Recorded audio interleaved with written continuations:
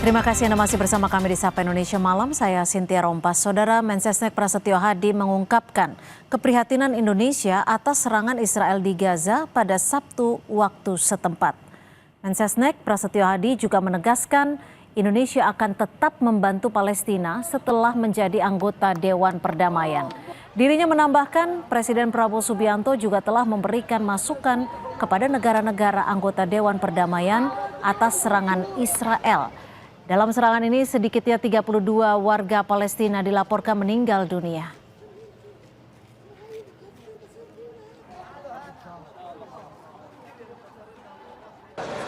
Ya tentu kan kita prihatin ya masih terjadi serangan, tapi bagaimanapun juga kita akan terus berupaya karena itu bagian dari komitmen kita bangsa Indonesia untuk membantu saudara-saudara kita di Gaza dan di Palestina.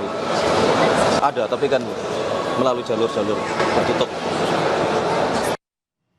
Sementara itu Presiden Prabowo kembali menegaskan bahwa politik luar negeri Indonesia adalah bebas aktif dan tidak akan bergabung dengan fakta militer apapun. Prabowo menyebut pilihan untuk bersahabat dengan semua negara dengan tidak memihak sekaligus berarti tidak ada jaminan bantuan jika Indonesia dalam situasi terancam. Sikap politik ini diyakini Presiden Prabowo bertujuan untuk melindungi rakyat Indonesia. Tetap garis kita bebas aktif tapi non-aligned, non-block. Kita tidak akan ikut fakta militer manapun.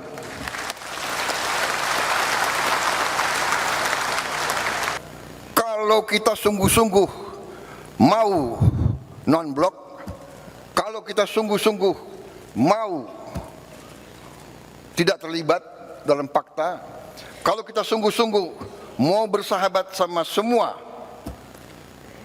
berarti kita sendiri. Kalau kita diancam, kalau kita diserang, tidak akan ada yang bantu kita, saudara-saudara. Percaya sama saya, nobody is going to help us. Kadang-kadang tidak gampang untuk dilaksanakan. Kadang-kadang hati kita bergejolak. Tapi kita harus senyum. Karena kita sudah memilih akan baik sama semua. Untuk melindungi rakyat kita. Di masa gencatan senjata, Israel terus melancarkan serangan ke Gaza, Palestina. Serangan Israel ini juga akan menjadi ujian bagi Board of Peace, bentukan Presiden Trump di mana Indonesia ikut terlibat di dalamnya. Bagaimana Indonesia dan Board of Peace harus menyikapi situasi ini? Kita ulas bersama anggota Komisi 1 DPR RI dari fraksi PKB, Syamsur Rizal, dan juga Guru Besar Hukum Internasional Universitas Indonesia, Prof. Hikmahanto Juwana. Selamat malam Prof. Hikmahanto, selamat malam Pak Rizal. Ya, Prof. Hik, bagaimana Anda melihat ada serangan dari Israel dan serangan ini terjadi di tengah gencatan senjata sudah disepakati? Mohon maaf, ini pertanyaan ke siapa ya? Mohon maaf tadi. Ke Prof. Hikmahanto, silakan Prof. Hik. Ya, jadi sebenarnya setelah gencatan senjata bulan Oktober tahun lalu, itu serangan Israel ke Hamas tetap berlangsung. Lalu kemudian setelah terbentuknya Board of Peace kemarin di Davos, ini yang memang baru pertama kali. Ya, pertama kali serangan terjadi dan seperti biasa, saling klaim siapa yang lebih dahulu, tetapi yang saya lihat dari berbagai media di luar negeri bahwa ada 8 orang mungkin dari Hamas yang keluar dari bunker kira-kira seperti itu, dan itu dianggap sebagai pelaku teror oleh pihak IDF, Israel Defense Force. Nah, permasalahannya kenapa sampai ada anak-anak dan wanita yang menjadi korban? Apakah ini akan mengulang peristiwa-peristiwa sebelumnya? Dan kita tahu kemarin itu dari pihak Israel sudah menyatakan bahwa memang yang terbunuh sampai hari ini itu sekitar 70.000 orang Palestina. Ini jadi jumlahnya sungguh sangat besar. dan ini menjadi keprihatinan dunia. Tetapi bagi Indonesia kita tidak cukup dengan prihatin karena kita kan sudah menjadi anggota dari Board of Peace. Ya. Ya, tadi Bapak Mensesnek juga sudah menyampaikan bahwa Bapak Presiden sudah melakukan kontak dengan beberapa anggota Board of Peace. Tetapi menurut saya yang paling efektif adalah kita harus melakukan kontak, Bapak Presiden harus melakukan kontak pada chairman. Jadi karena chairman ini di dalam Board of Peace yang menentukan. Dan ini sangat penting sekali, jangan sampai nanti Board of Peace terbentuk tetapi serangan-serangan Israel ke Palestina itu tetap berlangsung. Dan yang saya khawatirkan, Perdana Menteri Netanyahu beberapa hari kemarin menyampaikan bahwa dengan adanya Board of Peace bukan berarti bahwa nantinya negara Palestina ini akan terbentuk dan tidak akan ada rekonstruksi terhadap Palestina sebelum adanya perlucutan senjata terhadap Hamas seperti itu. Oke, saya ke Pak Rizal. Pak Rizal, kalau kita tahu saat ini Indonesia sudah duduk di Board of Peace bentukan Presiden Amerika Serikat Donald Trump. Lalu sejauh mana kekuatan Indonesia untuk ikut membantu mencegah serangan kembali dari Israel ke Gaza? Ya, makasih banyak. Terima kasih banyak Prof. Hikmawanto, mudah-mudahan sehat selalu, Kompas TV dimanapun berada. Yang paling pertama adalah bahwa belum ada sama sekali poin jaminan terhadap keberadaan atau kontribusi atau peranan Indonesia di Board of Peace ini, terutama dalam konteks masalah di Gaza. Itu belum ada jaminan sama sekali. Dari 20 poin itu, sebenarnya posisi Indonesia itu tidak kelihatan bahwa anggota dari Board of Peace ini juga akan memiliki kontribusi tertentu kecuali hanya sekadar berkontribusi aktif untuk melakukan proses rekonstruksi di daerah Gaza tadi. Sehingga ini memang menjadi tanggung jawab seorang presiden yang kemudian memutuskan untuk masuk dalam Board of Peace itu dengan begitu banyak pengorbanan-pengorbanan, termasuk pengorbanan uang senilai hampir 17 triliun itu. Tetapi yang kita ingin lihat di sini adalah bahwa ini adalah kesempatan untuk bertemu langsung dalam suasana yang diplomasinya itu ditentukan oleh orang yang paling menentukan di dunia ini. Ini kita protes ini ya lebih bicara konkret saja. Oke, tapi sebelum kita ke sana Pak Rizal, maaf saya potong. Apakah Presiden Prabowo Subianto ataupun dari pihak pemerintah sempat mendiskusikan untuk masuk ke Board of Peace? Dan tentunya ini kan yang kita tahu di pemberitaan bahwa ada uang dalam jumlah yang bisa dikatakan cukup besar, kurang lebih sekitar 17 triliun rupiah. Ini apakah sudah diperbincangkan dan didiskusikan dengan Komisi 1? Sudah beberapa kali didiskusikan, bahkan terakhir beberapa waktu lalu sepulang dari Davos itu Pak Menlu langsung ke Komisi 1 dan kita diskusikan itu. Dan disetujui oleh Komisi 1? Ya, bukan dalam konteks setuju tidak setuju, karena ini sifatnya adalah anggaran yang boleh dikategorikan itu insidentil.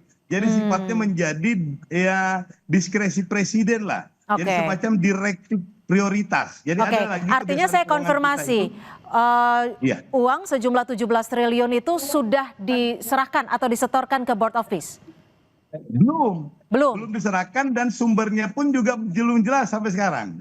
Jadi sifatnya itu adalah directive priority. Jadi entah dari mana nanti Kementerian Keuangan yang akan mencarikan itu, kemudian disimpan di Kementerian Luar Negeri atau langsung dibayarkan oleh Kementerian Keuangan, mekanismenya juga belum ada. Tetapi prinsipnya adalah apapun yang diputuskan oleh Presiden, karena beliau yang memberikan jaminan bahwa insya Allah langkah ini adalah langkah yang paling strategis, maka mau tidak mau kita memberikan kepercayaan penuh kepada Presiden ini untuk mengambil langkah-langkah yang dianggap perlu. Nah di sini dilemanya, karena kalau kita mau pada asas-asas diplomasi, termasuk asas-asas pengeluaran keuangan, seharusnya ini memiliki perencanaan yang jelas. Sementara perkembangannya dari pertemuan di Al-Zamir itu kemudian ditindaklanjuti dengan November di New York, kemudian banyak pertemuan-pertemuan informal lainnya itu sifatnya sangat dinamis. Oleh karena itu tidak bisa kita mengikuti dengan sistem keuangan kenegaraan. Sehingga kita memberikan kewenangan, tanda kutip kewenangan semi absolut kepada Presiden untuk menentukan langkah-langkah yang dianggap penting. Nah disinilah sebenarnya menjadi dilema, karena mau tidak mau perkembangan dinamis ini mesti direspon dengan cepat. Oke. Oke, Prof Hik, kalau melihat ini kan artinya bisa dikatakan urgent. Sejauh mana Anda melihat ini urgensinya sejauh mana? Jika Board of Peace sendiri yang sudah bertujuan untuk mendamaikan di Gaza, saat ini masih terjadi serangan dan menimbulkan korban jiwa. Ya, ini yang menjadi tantangan ya, masalah bagi Presiden Trump sebagai chairman. Karena kita tahu di Board of Peace itu, chairman itu sangat-sangat menentukan. Dan saat ini chairman itu sedang menghadapi beberapa perang. Ada di Iran, ada di Greenland kemungkinan, kemudian juga sekarang ada di Gaza lagi muncul. Nah, ini yang menjadi tantangan. Oleh karena itu, Bapak Presiden sudah melakukan kontak dengan beberapa anggota dari Board of Peace seperti tadi dikatakan oleh Mensesnek. Tapi jangan lupa, Menteri Luar Negeri, Kementerian Luar Negeri, mereka harus menyiapkan semua yang mungkin bisa dilakukan oleh Indonesia. Kalau kita mau bersuara di Board of Peace. Tapi kalau misalnya Kementerian Luar Negeri tidak melakukan apapun, maka sia-sia uang 17 triliun kita gelontorkan, tapi tidak ada apa-apanya. Misalnya pada saat sekarang Indonesia bisa meminta agar Board of Peace membentuk fact finding mission untuk menentukan sebenarnya apa yang terjadi di lapangan pada tanggal 31 Januari. Kedua, harus juga nanti dipastikan bahwa semua pihak tidak lagi melakukan serangan-serangan. Jadi harus ada, tidak boleh cuma sekedar menyatakan keprihatinan atau mengutuk dan lain sebagainya, tetapi harus proaktif seperti itu. Pak Rizal, jika Indonesia harus proaktif sehingga bisa bisa dikatakan dianggap oleh Board of Peace ini, diakui oleh Board of Peace ini, apa yang akan dilakukan? Langkah konkret apa yang akan dilakukan Komisi 1 DPR untuk terus mendorong Kementerian Luar Negeri? Tapi dijawab usai jeda. Tetap bersama kami di Sapa Indonesia Malam.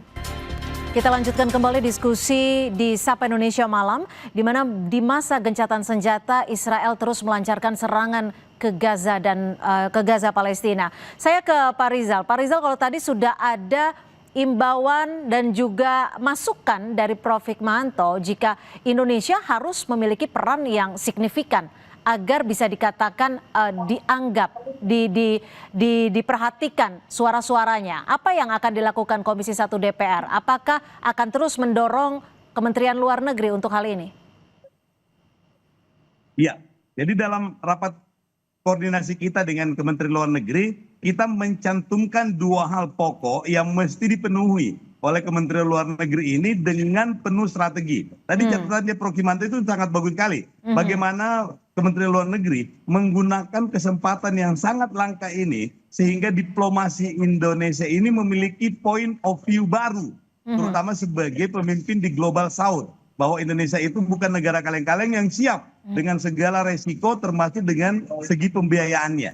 Itu yang pertama. Dan Kementerian Luar Negeri mesti menyiapkan bahan yang super komplit, komprehensif, sehingga presiden ini tidak mengambil langkah yang tidak benar atau tidak benar-benar mewakili kepentingan rakyat. Yang kedua, catatan kita itu adalah jangan lupa bahwa ini akan berefek kepada posisi Indonesia bukan cuma di luar negeri, tetapi juga di dalam negeri. Dan ini Kementerian Luar Negeri harus menyiapkan proposalnya lengkap dan menjelaskan kepada publik Indonesia bahwa apa yang dilakukan oleh Bapak Presiden ini adalah sesuatu yang sangat penting dan strategis yang akan menentukan kemana Indonesia nanti ke depannya dalam konteks pergaulan internasional. Jadi kalau kita kecilkan sedikit dalam lingkup Board of Peace, apa sebenarnya daya tawar Indonesia? Apa yang dilakukan Indonesia dan juga Board of Peace ketika masuk di dalamnya? Daya tawar apa? Daya tawar yang paling kuat itu adalah Indonesia itu adalah negara plural yang memiliki paling banyak umat Muslim. Dan ini sangat berpengaruh terhadap mentalnya orang Palestina. Itu yang dihitung. Jadi mental Palestina dan mental dunia Arab. Oleh karena itu Indonesia selalu dijadikan sebagai first impression untuk negara-negara terutama Oki dan negara-negara Arab yang lain. Jadi kalau ada Indonesia, warnanya jadi berbeda. Berbeda juga dengan Pakistan, dengan beberapa negara yang nominal Muslim, tetapi pengaruhnya ke Arab itu tidak terlalu sesignifikan Indonesia. Itulah makanya Indonesia menjadi salah satu dari 60 negara pertama yang mendapatkan undangan langsung dari chairman ini. chairman-nya board of peace itu. Ya, Prof. Hikmanto, sebenarnya kalau dari hitung-hitungan Anda, dari kacamata Anda, seberapa menguntungkannya Indonesia masuk dalam Board of Peace bentukan Trump ini? Karena kalau kita tahu saat ini Board of Peace sudah dibentuk, ada Israel di dalamnya, sudah ada gencatan senjata, tapi serangan masih terjadi. Lalu apa fungsi dari Board of Peace ini? Nah itu yang saya minta pemerintah untuk menunda dulu ketika harus melakukan pembayaran. Kita lihat apa yang terjadi ke depan ini. Karena begini, selain ada serangan terhadap rakyat Palestina masih terjadi, padahal ini seharusnya dijaga betul. Dan yang kedua, Perdana Menteri Netanyahu beberapa hari yang lalu sudah mengatakan bahwa tidak akan ada negara Palestina yang berdiri di Gaza. Kalau sudah seperti itu, pertanyaan kita, masa kita akan memasukkan uang ke sana? Kalau misalnya sekarang akan ada pembangunan rekonstruksi di Gaza, syarat yang diminta oleh Perdana Menteri Netanyahu adalah harus ada pelucutan senjata terhadap Hamas. Tapi saya yakin setelah serangan yang dilakukan oleh Israel, Hamas tidak akan mau dia dilucuti senjatanya. Karena sewaktu-waktu dia harus menyerang Israel. Nah ini yang akan merepotkan. Kalaupun nanti ada dana rekonstruksi terhadap Gaza yang menurut Bapak Menlu sebesar 17 triliun, pertanyaannya developernya siapa? Kalau developernya ini perusahaan-perusahaan karya Indonesia, Hutama Karya apa, Waskita Karya semua, ini kan bagus. Tapi yang sudah dilakukan ini dibajak oleh yang developer yang menurut Kushner, menantu dari Presiden Trump, itu adalah orang Israel. Kalau misalnya datang jatuhnya ke sana, kita kan memperkaya orang Israel. Lalu sikap Indonesia harus bagaimana dong? Kalau Anda menyarankan untuk sementara waktu menunda dulu, apakah ini artinya Board of Peace ini untuk sementara saat ini legitimasinya masih dipertanyakan? Masih dipertanyakan meskipun kita sudah bergabung, karena berdasarkan pasal 11 piagam dari Board of Peace, mereka yang menandatangani sudah masuk. Nah, sekarang kan harus ada proses pengesahan terhadap piagam tersebut. Nah, pengesahan itu bisa saja nantinya misalnya DPR dari masing-masing negara mengatakan tidak, ya sudah, jadi berarti kita keluar, tidak bisa masuk. Nah, ini sekarang di tangannya Pak Samsur Rizal dan teman-teman di Komisi 1 dan DPR tentunya untuk mengkaji secara mendalam apakah memang kita dapat keuntungan atau tidak. Kalau Israel terus melakukan serangan-keserangan kepada rakyat Palestina, saya khawatir Bapak Presiden yang akan direpotkan. Karena apa? Publik akan marah, sementara serangan tetap berlanjut tanpa bisa dihentikan oleh Board of Peace ini. Seperti itu. Oke. Pak Rizal, lalu apa yang akan dilakukan Komisi 1 DPR setelah hari ini kita tahu bahwa Israel masih melakukan serangan ke Gaza? Apa yang akan dilakukan? Atau akan meminta pemerintah untuk menunda sambil melakukan kajian terlebih dahulu? Tidak. Kalau itu tidak kita lakukan. Kita minta kepada Presiden melalui Kementerian Luar Negeri ini untuk menjelaskan posisi yang ingin dicapai secara teknis. Jadi untung ruginya maksudnya? Ini adalah, selain posisi termasuk keuntungannya? Proposalnya Kementerian Luar Negeri ini adalah game changer. Kalau kita tidak masuk di sini, maka kita kehilangan pintu utama untuk memastikan Palestina merdeka. Dan itu yang menjadi harapan, sehingga begitu ada Palestina merdeka, maka pintu satu-satunya sekarang ini adalah Board of Peace. Inilah yang menjadi hambatan. Pak Rizal, kalau misalnya Perdana Menteri Netanyahu ada di Board of Peace karena Israel di situ, dan Perdana Menteri Netanyahu tidak menghendaki adanya negara Palestina yang merdeka, bagaimana bahwa ini merupakan pintu masuk? Nah, ini tugasnya dari Presiden Trump, dari chairman ini karena salah satu jaminannya dari negara Arab itu bahwa ini menjadi tugas dari Amerika untuk memastikan tanda kutip memaksa Israel untuk menerima solusi dua negara tadi.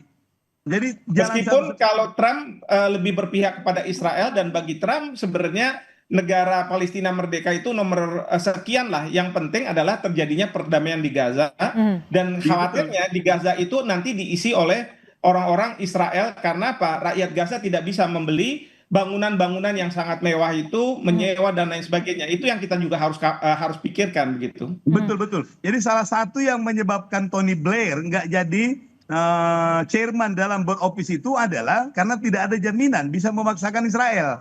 Nah, Lalu begitu untuk Presiden apa Trump- ketika jaminannya pun tidak ada untuk memastikan perdamaian di Gaza, Indonesia ikut masuk ke situ? Dan kita Sekarang tahu ini tidak ada anggarannya jaminan yang disiapkan cukup besar, 17 triliun rupiah.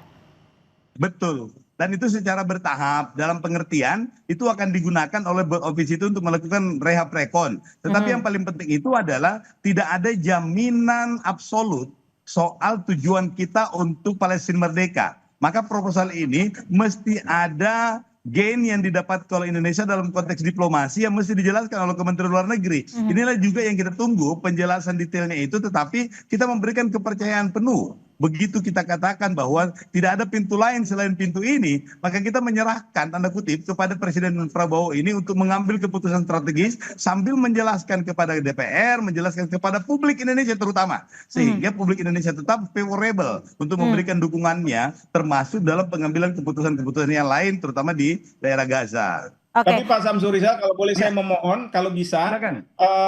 ini Ya, kita Prof. sambil jalan, ya. Karena apa? Opsi DPR untuk mengesahkan atau tidak mengesahkan itu harus tetap Ya, Prof. dibuka. Karena kalau misalnya Bapak Presiden mengatakan bahwa ternyata kita tidak bisa memberikan kontribusi yang signifikan, memberikan warna terhadap kebijakan-kebijakan dari Board of Peace, maka kita harus keluar, dan keluarnya itu memanfaatkan DPR yang tidak mengesahkan BOP ini. Sehingga Bapak Presiden punya alasan kalau misalnya beliau harus katakanlah keluar dari BOP ini. Karena sekali lagi dari sisi Israel selalu sudah mengatakan bahwa mereka tidak akan mau adanya negara Palestina yang merdeka. Justru yang ingin mereka lakukan adalah perdamaian di Gaza, orang-orang Israel, dan di Gaza itu kemudian bisa dikuasai secara efektif oleh otoritas di Israel layaknya di Barat. Prof. Setuju, Prof. Setuju.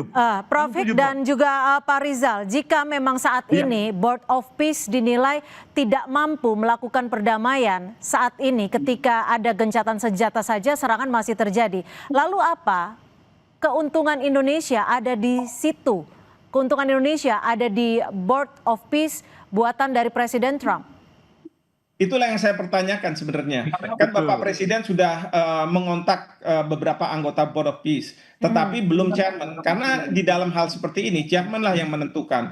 Kedua, yang kalau misalnya sudah ada kontak, pertanyaannya bagaimana Kementerian Luar Negeri, Bapak Menlu, apalagi sekarang ada Wamen yang mengurusi Timur Tengah, bisa memberikan warna, dan itu yang kemudian harus didengar. Dan bagaimana akhirnya Israel itu tidak melakukan serangan ke rakyat Palestina. Saya nggak bicara soal Hamas ya, ini rakyat Palestina. Ingat, 31 orang itu di situ ada rakyat Palestina. Mungkin ada 8 orang, saya tidak tahu, 8 orang ini mungkin bisa menyelamatkan diri, tapi 31 orang sipil yang meninggal. Nah, ini yang harus diselamatkan, jangan sampai terjadi hal seperti ini lagi. Oke, Pak Rizal, terakhir.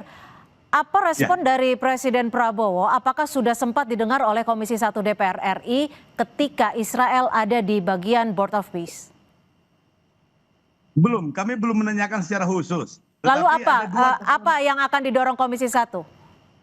ada dua catatan kita. Yang pertama, DPR siap untuk menjadi bemper seperti yang disampaikan oleh Prof. Hikmanto tadi, untuk menjadi bemper reasoning dari Prabowo, dari Presiden Prabowo, kalau untuk mengambil langkah-langkah strategis. Yang kedua kita minta adalah supaya Kementerian Luar Negeri ini menyiapkan proposal untuk meyakinkan rakyat Indonesia, opini rakyat Indonesia itu terhadap dukungannya kepada Prabowo. Dan inilah yang paling penting, sehingga opini ini mesti dikerjakan secara simultan. Jadi secara teknis kepada DPR dan kepada pihak-pihak teknis terkait, yang paling penting ini adalah meyakinkan publik Indonesia bahwa langkah ini adalah langkah yang penting strategis sebagai game changer dalam penyelesaian perdamaian di Gaza. Oke, singkat saja Pak Rizal, 17 triliun anggarannya betul dari APBN?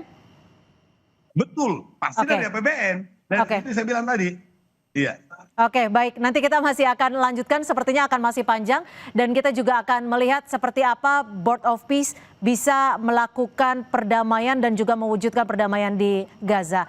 Terima kasih Pak Syamsul Rizal, anggota Komisi 1 DPR RI dan juga Guru Besar Hukum Internasional Universitas Indonesia, Prof. Hikmanto Juwana, sudah memberikan perspektif di Sapa Indonesia Malam. Selamat malam. Selamat malam, terima kasih. Prof.